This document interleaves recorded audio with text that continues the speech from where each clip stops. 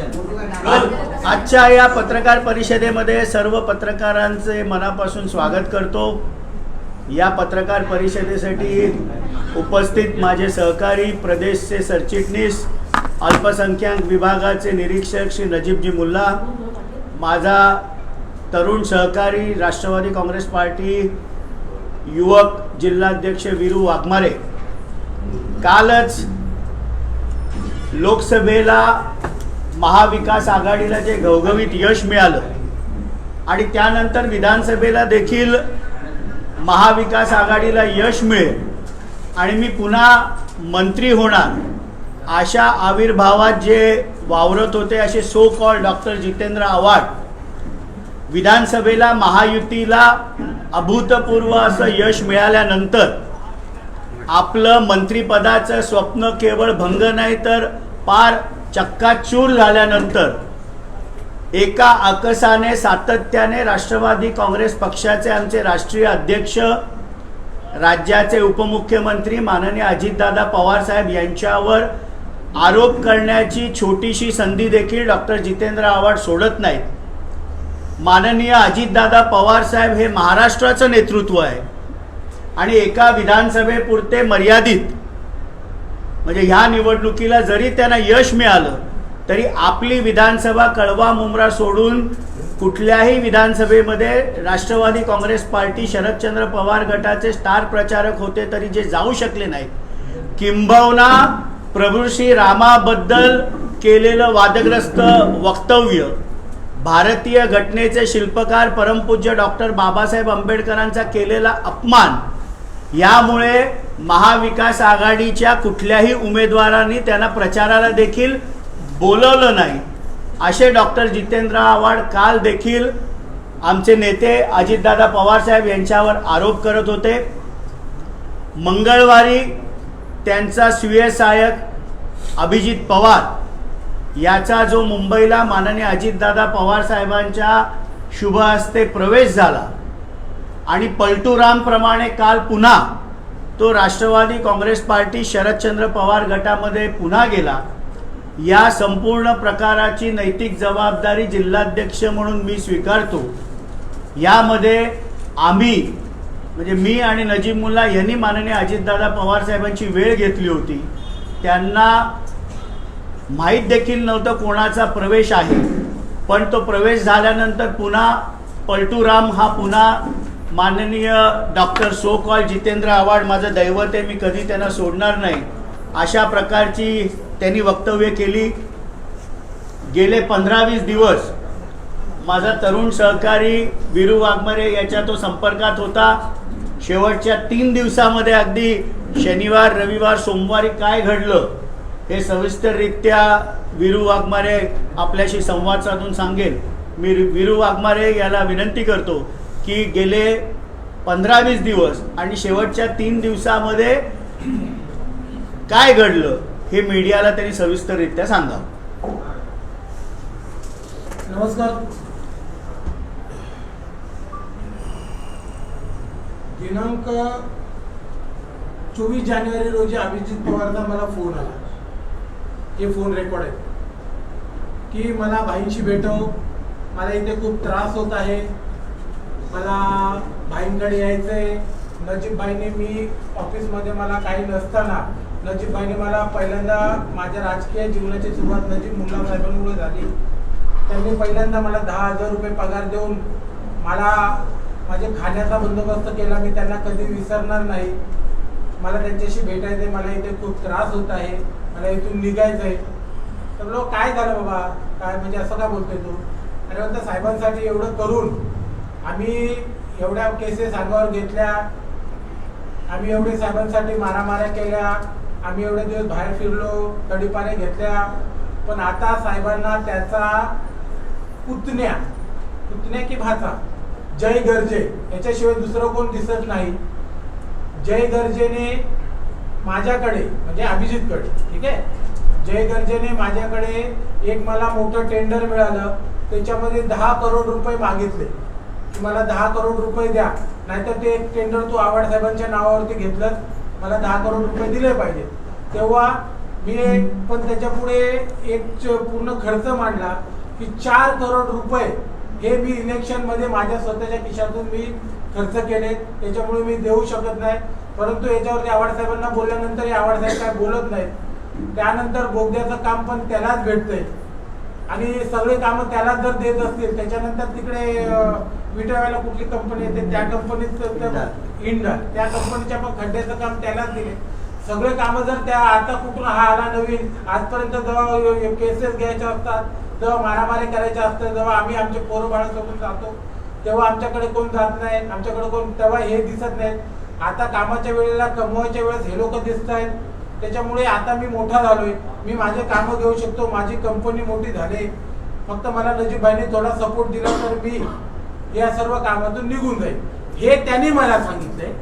आणि या सांगितल्याच्या नंतर त्याच्या बोलण्यावरून मी नजीबभाईशी त्याची भेट घडवून दिली. आता ते 4 करोड रुपये त्यांनी खर्च केले का जय गर्जेने त्याला 10 करोड मागितले, आव्हाड साहेबांनी त्यांना सांगितलं का नाही सांगितलं हे त्यांचं आत्मपक्ष आहे. ते आव्हाड साहेबांनी स्वतः समजावं, त्या जय गर्जेंनी स्वतः समजावं आणि त्यांनी सत्य सांगितलंय का खोटं सांगितलंय हे त्यांना जगाला नाही कळणार, मला पण नाही कळणार, पण त्यांना स्वतःला तरी समजेल की ही गोष्ट घडली होती का नाही घडली. दुसरी गोष्ट, हे सर्व झालं असताना ऋताबाईंनी त्याच्याकडे गेल्या. ऋताबाईंनी त्याच्याकडे गेल्याच्या नंतर ऋताबाईंनी त्याला सांगितलं की आम्ही तुला काय कमी केलंय, आम्ही तुझ्यासाठी काय झालंय, आव्हाड साहेबांनी तुला काय कमी केलंय, तुला एवढं सगळं केलंय. तेव्हा तो ऋताबाईंना काय बोलला की आम्ही पण साहेबांसाठी 169 दिवस बाहेर फिरलो, आम्ही साहेबांसाठी ह्या केसेस घेतल्या. आणि तेव्हा ऋताबाईंनी काय त्याला बोलली की आम्ही तुम्हाला हे करायला सांगितलेत का लफडे. आणि त्यांनी मला सांगताना बघ विरू, आम्ही एवढं सगळं केलं आणि आता वहिनी आम्हाला काय बोलताय की आता आम्ही करायला सांगितलं का लफडे. जेव्हापासून आव्हाड साहेबांच्या पोरगी ही सक्रिय झाले तेव्हा आव्हाड साहेबांनी ह्या मतदारसंघामध्ये आपल्या मुलीला उभं करायचंय. कालपर्यंत सर्व कार्यक्रम मला त्यांनी खर्च करायला लावला आणि आता मला त्या कचऱ्याचा व्हिडिओ पण बोलतो मी केला होता तिथे आंदोलन. त्याच्यानंतर त्यांनी मुलीला पाठवून तिथे व्हिडिओ बनवला आणि त्याच्यामुळे मी मुद्दाम माझं श्रेय तिने घेऊ नये म्हणून दुसऱ्या दिवशी जाऊन व्हिडिओ बनवला. ते दोन्ही व्हिडिओ फेसबुकवर सोशल मीडियावरती आहे. ठीक आहे, या सर्व गोष्टीला मी कंटाळलोय आणि तिच्या नताशामुळेच माझ्यावरती गुन्हे दाखल झाले. नताशामुळे आम्ही जाऊन महेश आयरला मारलं. नताशा तिथे त्यांच्या ऑफिसला गेली नसती, म्हणजे आमच्या ऑफिसला आली नसती, ट्विट केलं नसतं तर ते पोरं रागाच्या भरात इथे आले नसते की आमच्या ऑफिसला पण काय चालू आहे, कारण त्या पोरांना पण आम्ही मारलेलं नसतं. आणि माझ्यावर या दोन्ही घटना घडल्या त्या नताशामुळे झाल्या. हे माझं त्याचं बोलणं झालंय, म्हणजे त्यांनी मला सांगितलं. तिसरी गोष्ट आणि खूप महत्वाची गोष्ट, ज्या दिवशी आम्ही ठरलं त्यांनी सर्व सांगितलं की आम्ही अंगणवाडीला मला आज 20 तारखेला रात्री जायचंय, 20 का 21 तारखेला जायचंय, त्याच्या अगोदर हे सर्व करून घ्यायचंय. तेव्हा तो त्याच्या म्हणण्याप्रमाणे बालाजीच्या आव्हाड साहेबांनी त्याला बोलवलं. आव्हाड साहेबांनी बोलवल्याच्या नंतर आव्हाड साहेबांनी त्याला समजवलं, मला माहित नाही ते काय समजवलं. त्याच्यानंतर त्यांनी मला फोन केला.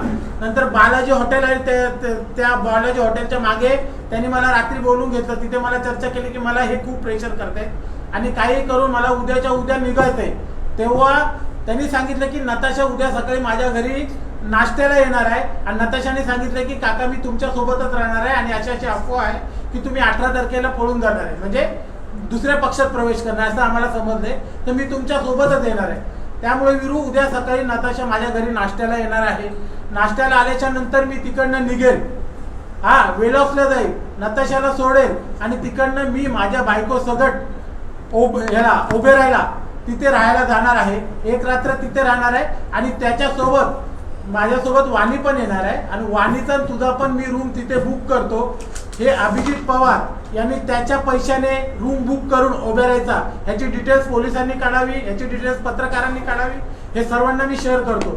ही रूमचे पैसे कोणी पेड केलेत, हा रूम बुक कोणी केला, याची डिटेल्स पोलिसांनी काढावी. ही ती पावती आहे जे ओबेरायमध्ये 20,000 रुपये रूम, जो 18,000 काय 18,500 रुपयाचे रूम बुक केले.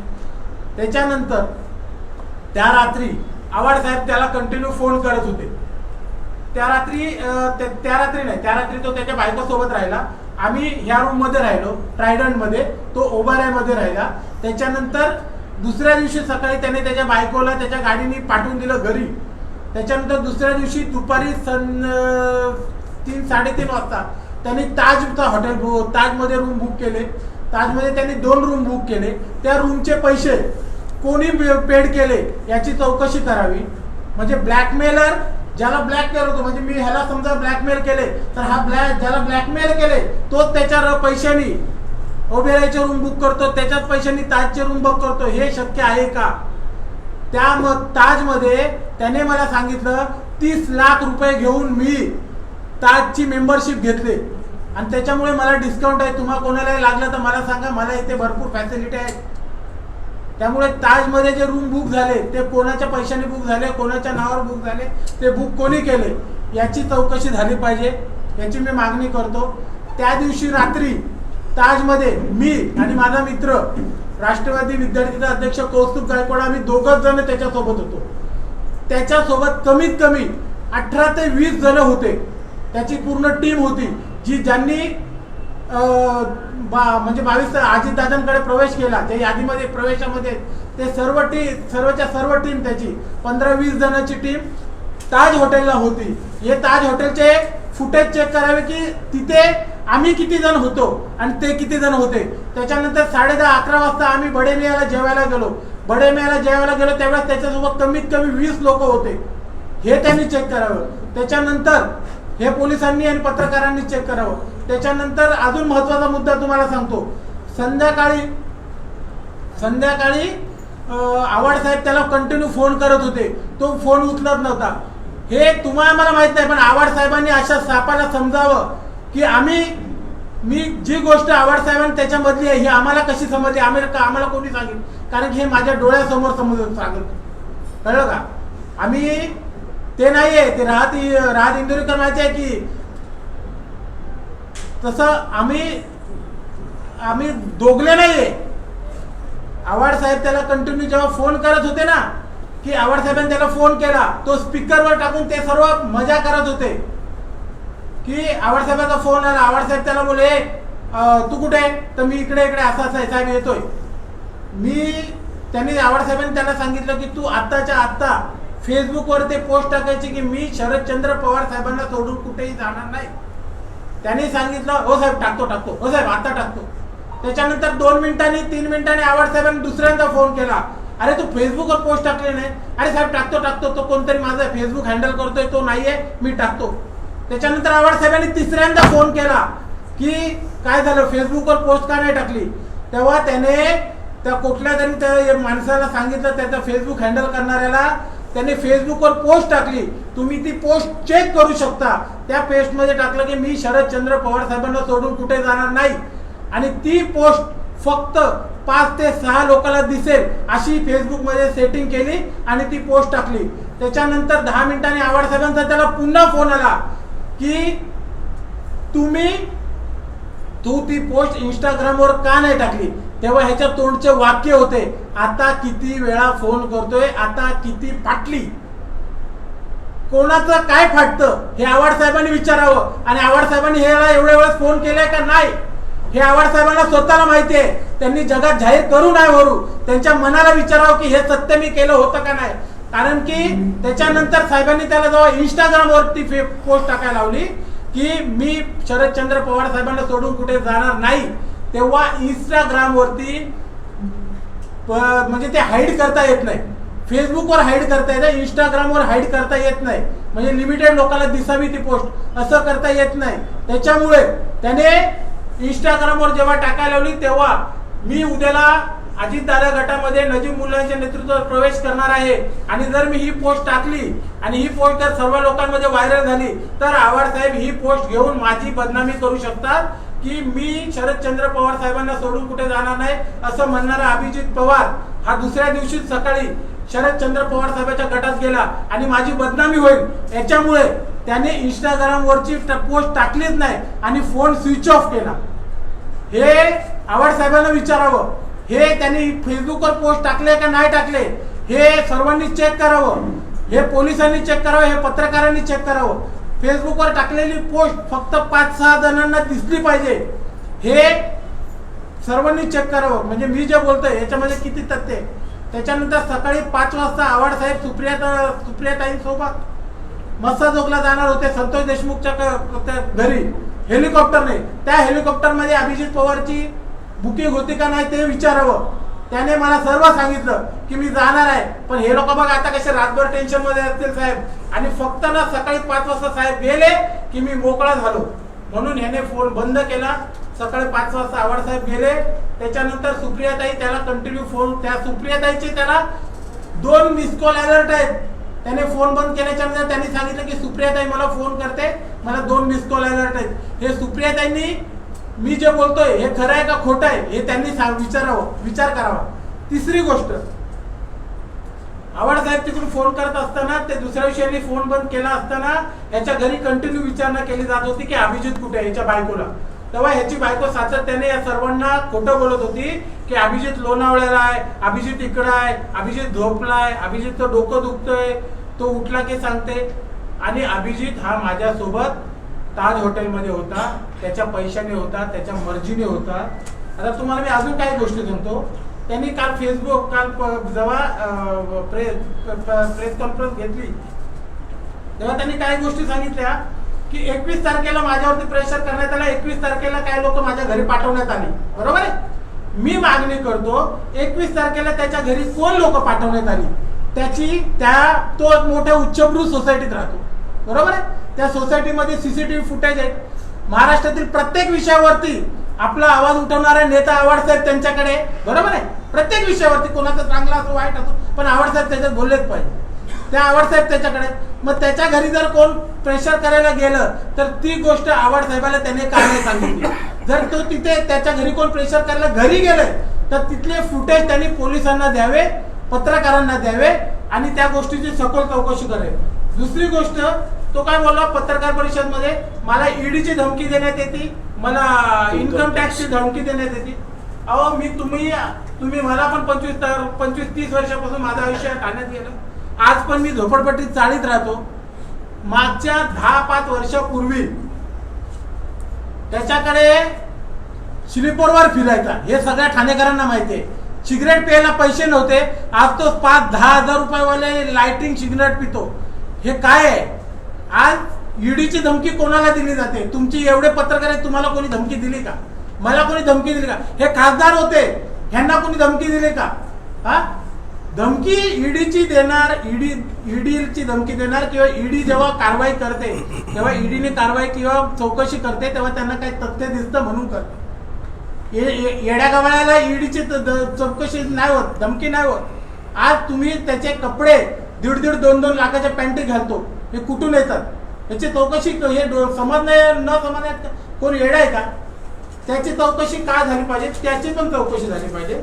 तिसरी गोष्ट सांगतो, त्यांनी त्याच्यामध्ये सांगितली काही लोकांचे स्टेटमेंट नोंद झाले. बरोबर आहे. त्या स्टेटमेंट जे नोंद झाले ते कोणाचे स्टेटमेंट नोंद झाले, काय झालं ते सर्व डिक्लेअर करावं. आणि त्याने आमच्या नेत्यांना नजीब मुल्ला साहेबांना ब्लॅकमेलर म्हणालं किंवा मला बोलला उचलून नेलं, याची त्याने पोलिसात तक्रार करावी.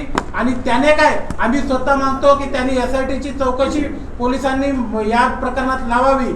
आणि त्या ज्या मी गोष्टी बोललोय, आम्ही उचलून नेलं का तो आला, या सर्व प्रकरणात माझी आणि नजीब मुल्ला साहेबांची जी बदनामी केली गेली, या प्रकरणात जे परांजपे साहेब असतील, आमचे आदरणीय उपमुख्यमंत्री साहेब असतील, यांना विनंत्या करून जे फसवण्यात गेलं याच्याबद्दल SIT चौकशी करावी आणि जे दोषी आढळतील त्याच्यावर कारवाई व्हावी, अशी या ठिकाणी आम्ही मागणी मागतो. मी आता माझे सहकारी प्रदेश सरचिटणीस नजीब मुल्ला यांना विनंती करतो की आपल्याशी त्यांनी संवाद साधावा.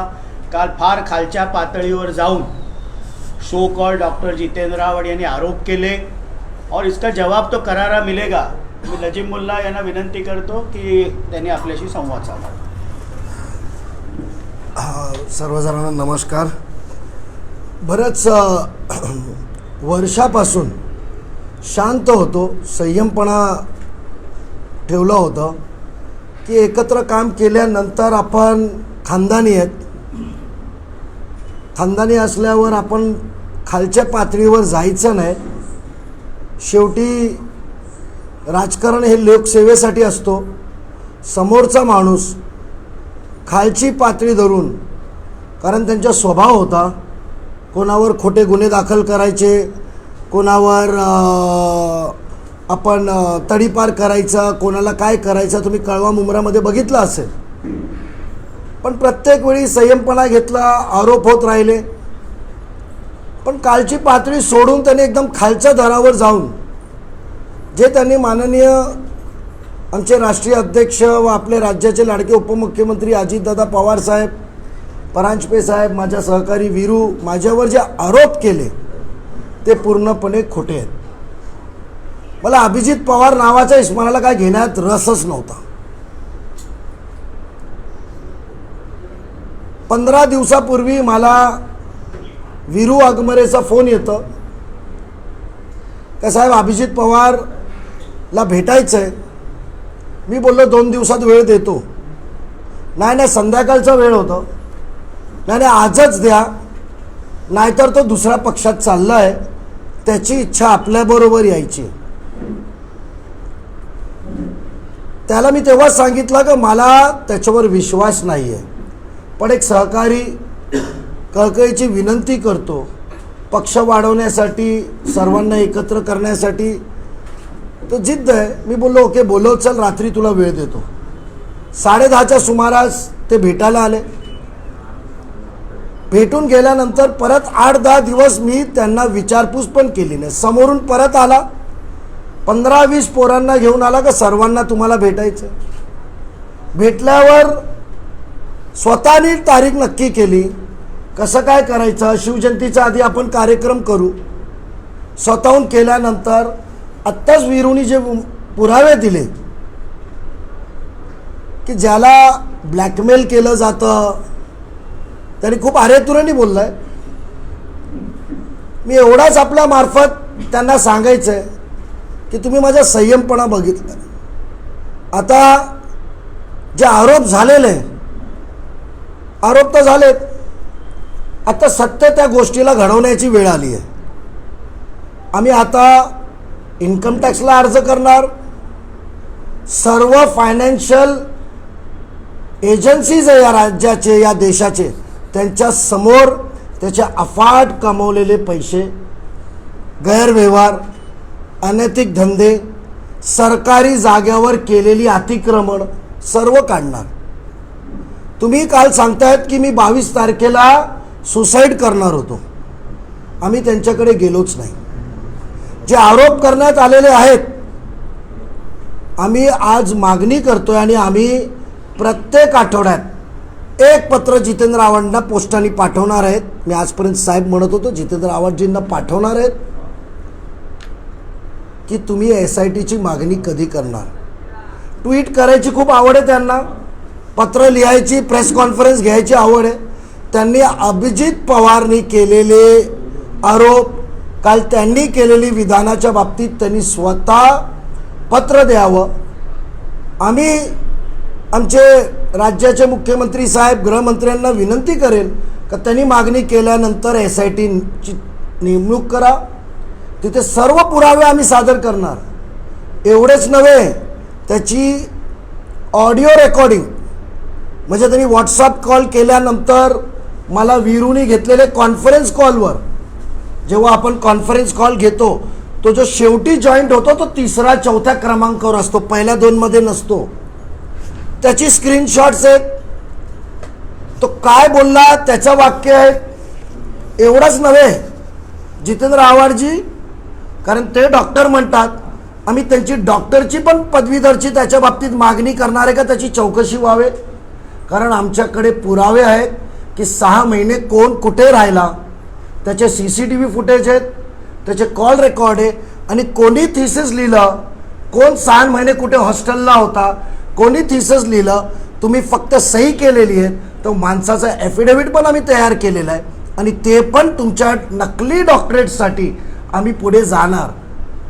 आज महाराष्ट्रातल्या जनतेला तुम्ही किती खोटारडेत, किती ढोंगी बाबा आहेत हे आम्ही दाखवणारच. आणि एवढंच नव्हे, आम्ही पोलिसांकडे ही पण मागणी करणार आहे की मंगळवारी 3:30 वाजता कोरम मॉलमध्ये जेव्हा अभिजित पवारची बायको तिथे होती, तिने स्पीकर फोनवर जेव्हा ठेवला होता, बरोबरचे लोकांनी ते पण तुमचे ऑडिओ रेकॉर्ड केले. जितेंद्र आव्हाडजी, जेव्हा तुम्ही त्याला धमकी देत होते, कुठल्या नेत्यांबरोबर तुमचे कसे संबंध आहेत, कसा तुम्हाला अडचणीत येईल, तुझा धंदा पाने पैसे कमवलेले कसे तुझे कुठून काढतो, जे वाक्य वापरलंय तुम्ही एक महिलांसमोर, ती महिला आज काय पण स्टेटमेंट देईल, पण समोरच्या सहकाऱ्यांनी ते रेकॉर्ड केलंय. कारण तुम्ही स्पीकर फोनवर तिची बायकोनी फोन ठेवला होता. मी वेळ सांगतोय, दुपारी 2 ते 4च्या मध्ये तुम्ही कोरम मॉलचे फुटेज काढा. तिथे तिची बायको होती का नाही, तिथे फोन आल्यावर तिने फोन उचलला, स्पीकर फोन काढला का नाही, चांगला त्याच्या क्लॅरिटी आहे. आम्ही काढले सर्व, आम्ही आमचे रेकॉर्ड्स तयार केले. तुम्ही कुठल्या नेत्याच्या नाव घेऊन तुम्ही कशी त्याचा नावाचा दुरुपयोग करतायत दादागिरी करण्यासाठी, लोकांना ब्लॅकमेल करण्यासाठी, आणि तुम्ही सुसाईड म्हणतायत. परमारमध्ये कोणी पैसे घेतले, बली नजीब मुल्ला झाला. नजीब मुल्ला तुमचं नाव घेऊन सत्य सांगणार नाही, तो रिटायर्ड ACP पण येणार आहे तुमच्या समोर.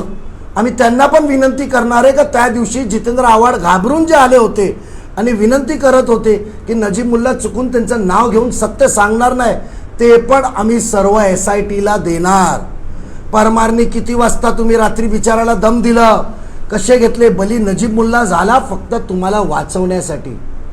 रात्री 3 वाजता कोण फाशी घ्यायला निघाला, जो फाशी घ्यायला निघाला होता त्याची बायकोने कोणाला फोन केलं, काय तुम्ही त्या माणसाला नेत्याला ब्लॅकमेल केलं, कसं तुम्ही मानसिक त्रास दिलं, ते पण आम्ही काढणार पोलिसांसमोर.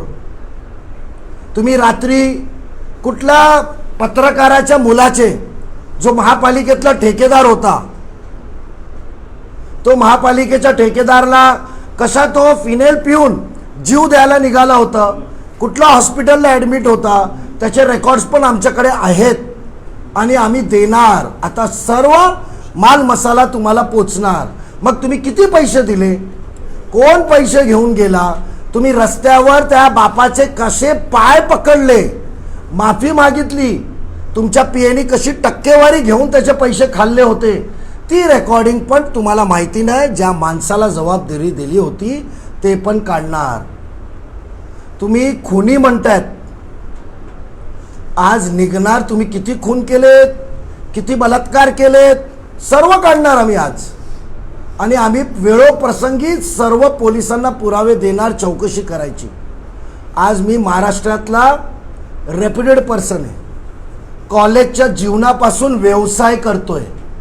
जेव्हा जितेंद्र आव्हाडजी खोटे कागदपत्रांच्या आरोपात तुम्ही जेव्हा अँटी करप्शनच्या आतमध्ये होते, तुमच्याकडे गाडी नव्हती, तेव्हा नजीब मुल्लाची स्वतःची नावाची गाडी तुम्हाला दिली होती.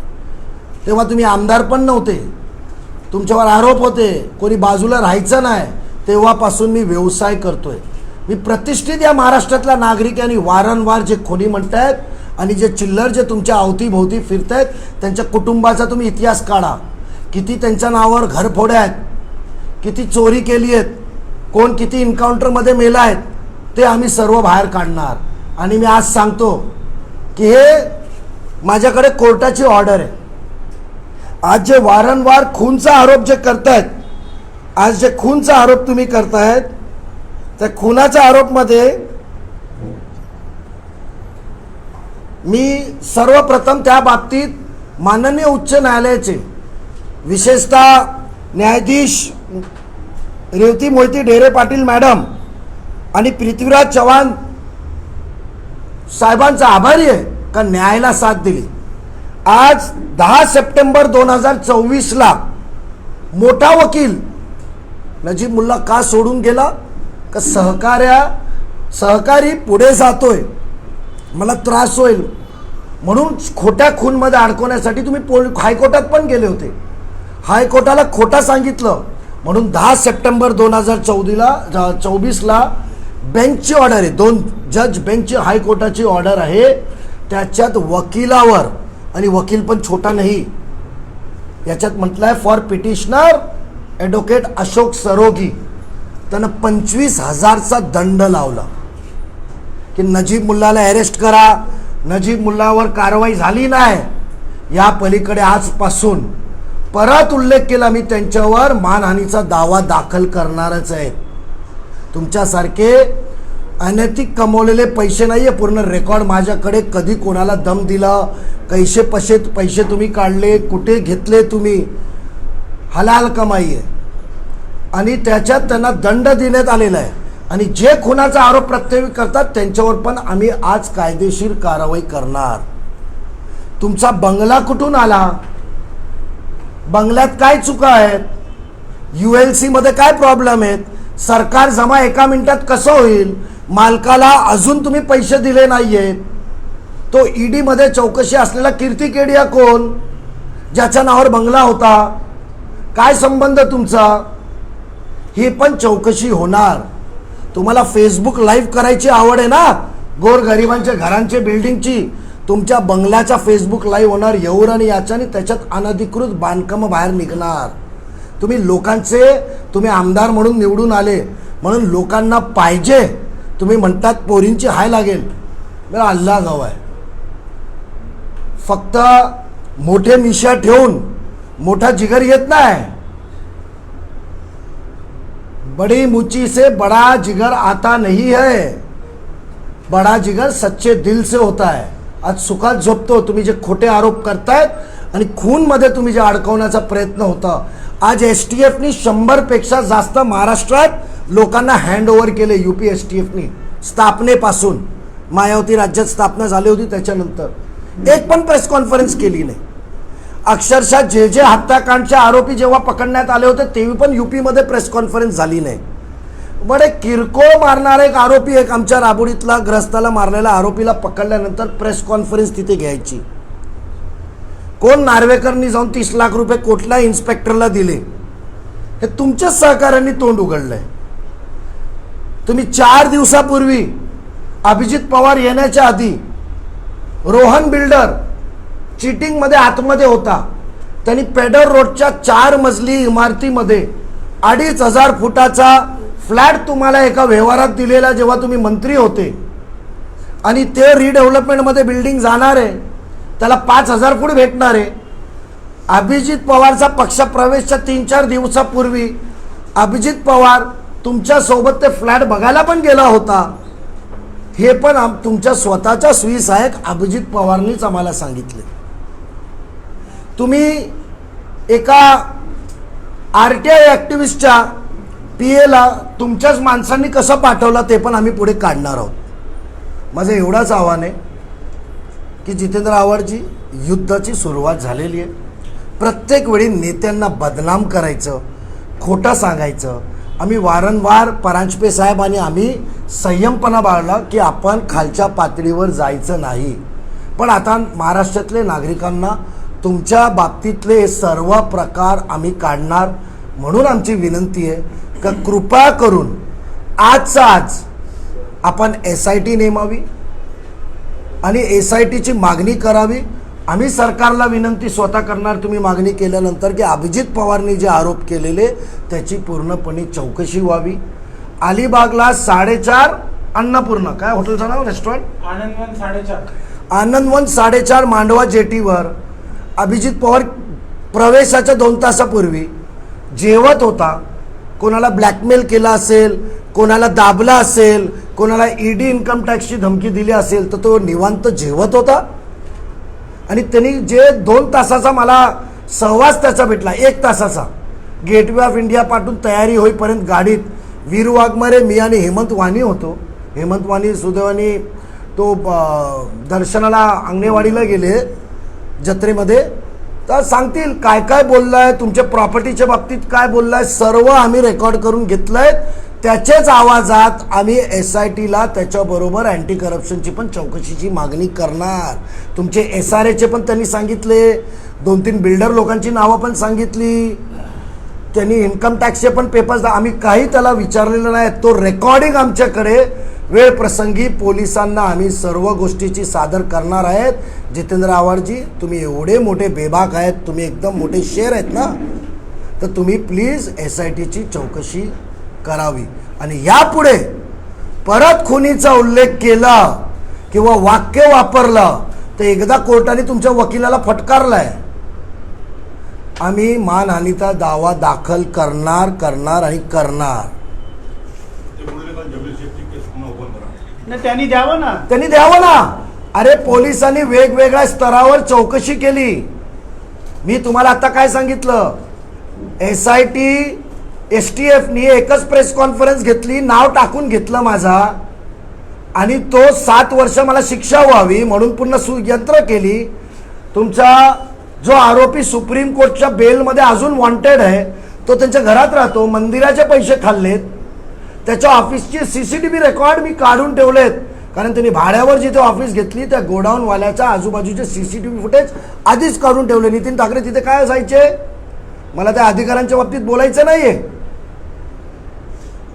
तर म्हणून ते नाव टाकलं, व्यवस्थित चौकशी झाली, मुख्य आरोपी सापडलाय. मुख्य आरोपी सापडल्यानंतर तुम्ही हायकोर्टात गेले, हायकोर्टाने तुमच्या वकिलाला दंड लावला ना. खूप कमी वेळा दंड लावतात, आणि कोर्टाने त्या वकिलाला सांगितलं I feel to seize your सनद. त्याची सनद कॅन्सल करायला निघाले होते आणि सिनियर काउन्सिल येते, तर दंड लावला ना. ऑर्डर तुम्हाला 10 सप्टेंबर 2024 वाचून दाखवू का मी इंग्लिशमध्ये? So I am a reputed person. विनाकारणाने खोटे आरोप माझ्यावर करू नये. ते लहान बालिश सारखं आहे ना, एक हट्टा. त्यांनीच हे षडयंत्र पूर्ण डे 1 पासून रचला होता, आणि तोच एक कारण होता जितेंद्र आव्हाडला सोडायचं.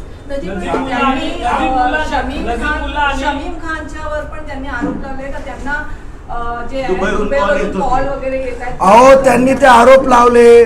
पोलिसांना पत्र द्यावं. आम्ही मागणी करतो SIT नेमायची, आणि शमीम खानचे कॉल कुठून येतो, काय बोलतो, पूर्ण कॉल रेकॉर्ड शमीम खाननी सबमिट करावा. आम्ही कुठे मागे हटलोय आणि घाबरलोय? द्या ना इन्क्वायरी. खोटे आरोप करायचे, लोकांना बदनाम करायचं, बस झालं. दाऊद इब्राहिम आणि रेकॉर्डिंग होती ती अधिकाऱ्यांच्या हातात, त्याच्यामध्ये मध्यस्थी करून ती केस मागे घेतली होती, असं देखील तुमच्यावर आरोप केले. कोणाची? दाऊद इब्राहिम आणि नजीबुल्लाह. अरे एक आमदार, माजी मंत्री, एका नगरसेवकाच्या मागे एवढे खोटे खोटे आरोप करतोय. आय एम थँकफुल टू हिम. मला मोठा केला त्यांनी. आणि या जगात तो देशद्रोही आहे. तो दाऊद इब्राहिम देशद्रोही आहे. मुसलमान कधी त्याला साथ देऊ शकत नाही. खरा आणि कोकणी आहे. जितेंद्र आव्हाडजी मियाँ भी है और कोकणी भी है. तो जरा आरोप सोच समज के लगाव. आणि त्यांनी जे पोलीस आहे ना, त्यांनी पोलिसांचं नाव द्यावं, ॲफिडेव्हिट करावं आणि सिद्ध करावं माझी रेकॉर्डिंग होती. जितेंद्र आव्हाड बरोबर त्यांचे सहकाऱ्यांचे कॉल रेकॉर्ड, किती भाई बरोबर फोटो आहे, किती मर्डर करणारे बरोबर फोटो आहेत, ते फेसबुक याच्यावर तुम्ही बघतात. काय तो सांगणार आम्हाला?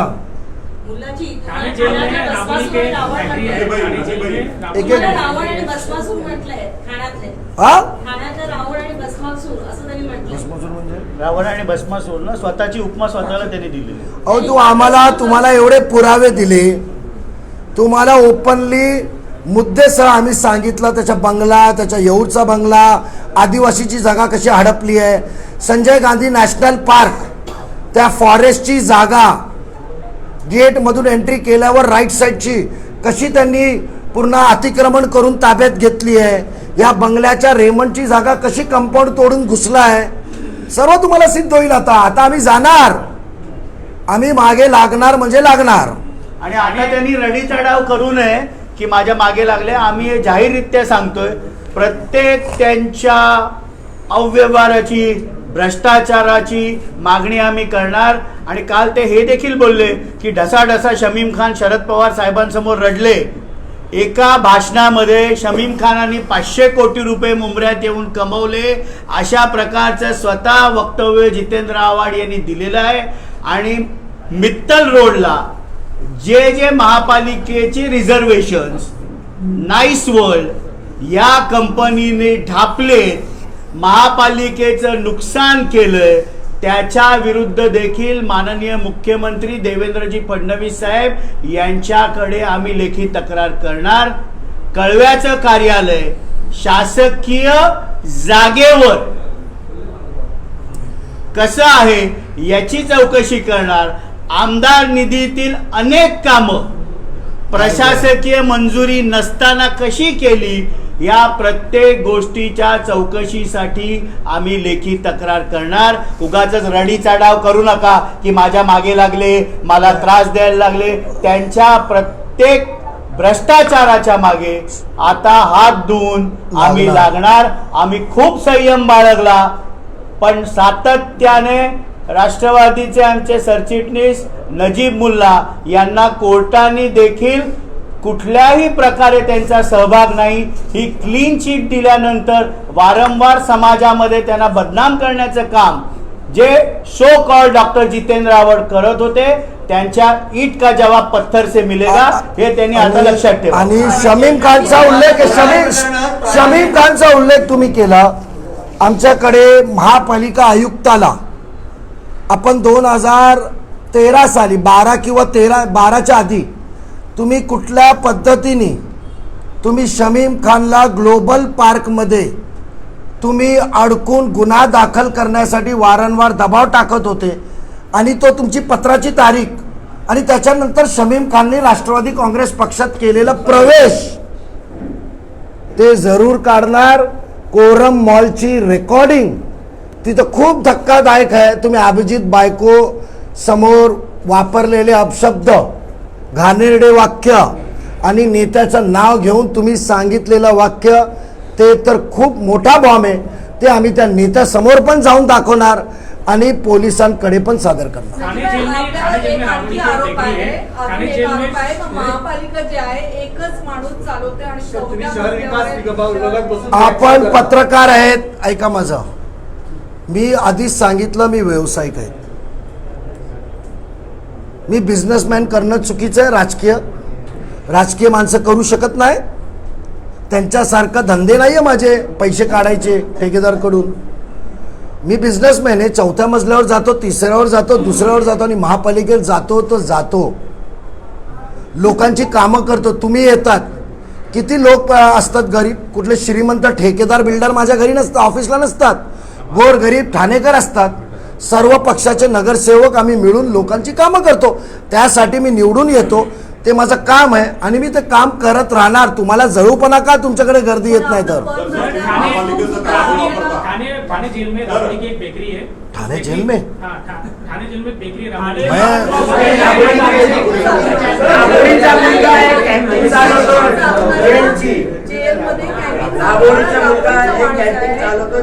जेवण त्यांना पाठवतो असं पण आरोप. कोणाला? हो,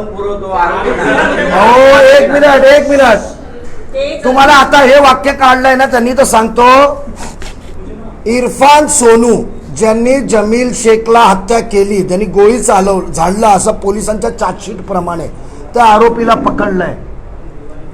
शिलफाटाची रेकॉर्डिंग आहे. त्याचा बिल कोणी भरला? त्या कुटुंबाला विमानाने कोणी आणलं? त्याचं घर कोणी गावात बांधून दिलं? कुठल्या कुरिअरने त्याला बदाम पिस्ते त्यांच्या घरी गेले, कपडे गेले? त्या कुटुंबाच्या आणि जमील शेखच्या कुटुंबाचा, म्हणजे ज्यांनी गोळी मारली आणि ज्याला मेला बिचारा अल्लाह गोप्या, त्या दोघांचा कुटुंबाचा रडताना, एकमेकांना मिठी पाडताना जे हॉस्पिटलचे फुटेज आमच्याकडे आहेत. जे हॉस्पिटलला कॉम्प्रोमाइज कोणी दोघांचा घडून आणलं आणि तुम्ही दोघांनी एकत्र व्हा. म्हणजे जो माणूस बिचारा मेला आहे त्याचं कुटुंब आणि ज्यांनी मारला आहे त्याचं कुटुंब, इन्क्लुडिंग तो सोनू, ज्या दिवशी तलोजा जेलमधून तो जेला मेडिकल चेकअपसाठी गेला, तिथे कोण दबाव टाकला, तिथे कोण फोन केलं, ते पण त्या अधिकाऱ्याने आम्हाला सांगितलं आणि आम्ही जेला जाऊन त्याचे फुटेज पण काढले. रूममध्ये बसलेत, एकमेकांशी रडतायत आणि एकमेकांशी बोलतायत. तर कोण खाना पुरवतो, कोण काय करतो, त्याच्या कुरिअरची पावती सर्व आमच्याकडे मिस्टर जितेंद्र आव्हाडजी आम्ही देणार. यापुढे कधी परत सांगितलं तर याद राखा, आम्ही तुमच्यावर मानहानीचा दावा दाखल करणार. थँक्यू. अजून एक ज्या दिवशी राजेश कदम, विक्रम खामकरनी त्याला मारलं, मारामारी झाली त्यांच्या कार्यालयात. जेव्हा मारामारी चालू होते, कॉलचं टायमिंग आहे 3:56 एक्झॅक्टली ह्या टायमाला त्यांच्या ऑफिसमध्ये मारामारी चालू होती. त्यावेळेस मला अभिजितनी फोन केला आणि सांगितलं की तुमच्या कार्यालयातून किंवा तुझा कुठला कार्यकर्ता पटकन पाठव, इथे मारामारी चालू आहे आणि ही मारामारी लवकर व्हायरल करा, आपल्या पुढच्या मी ज्या पक्षात येणार आहे त्याच्यासाठी फायद्याचं आहे. अजून एक गोष्ट, हेमंत वाणी आव्हाड साहेबांना सोडून जात नव्हता. ठीक आहे, हेमंत वाणी आव्हाड साहेबांना सोडून जात नव्हता. हेमंत वाणीच्या बायकोला हे सांगण्यात आलं की ऋतावाहिनीने सांगितलंय की हेमंत वाणीचं घर आम्ही पोचतो, असं तसं हेमंत वाणीला सांगितलं आणि हे सर्व अभिजित पवारने हेमंत वाणीला आणि त्याच्या बायकोला सांगितलं. आता ही गोष्ट ऋतावाहिनीने अभिजित पवारला सांगितली का नाही याचा चौकशी ऋतावाहिनीनेच करावी. धन्यवाद. आपण धन्यवाद एवढ्या आपल्या मोठ्या संख्येने सर्वांचे. आलात. आम्ही आमची बाजू मांडलेली आहे, पण यापुढे कुठल्याही खालच्या पातळीची टीका कोणी आणि जितेंद्र बलात्कार आव्हाड माणसांनी केली तर आरेला कार्य और ईट का जवाब हो तो पत्थर. घ्या आधी. आणि हॉटेल हे पाहिजे तर हे पण घ्या.